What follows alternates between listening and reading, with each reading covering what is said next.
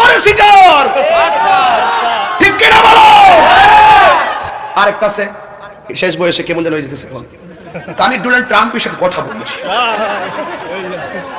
আমি হেলিকপ্টারে যাই না, আমি একটু রকেটে চড়েছি, অক্সফোর্ড ইউনিভার্সিটিতে অনেক লেকচার দিয়েছি, কিন্তু ঘরের মানুষও জানে না আমি প্রিমিয়ার লিগে কত খেলেছি, টাকা দিয়ে আমাকে নিয়ে গেছে। ওরে সিটার, ঠিক কিনা বলো?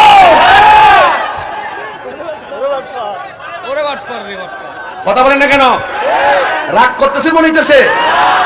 যখন একটা ছেলে তারে ধরলো, আপনি কোন অক্সফোর্ডে পড়াইছেন নাম বলেন, কোথায় পড়াইছেন, আবার ইংলিশ মিডিয়াম বলে, যে কান্ট্রি হলো ইংলিশ কান্ট্রি, এখানে আবার ইংলিশ মিডিয়াম কি?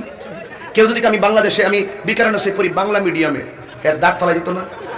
এটা সব হলো বাঙালি, এখানে আবার বাংলা মিডিয়াম কি রে?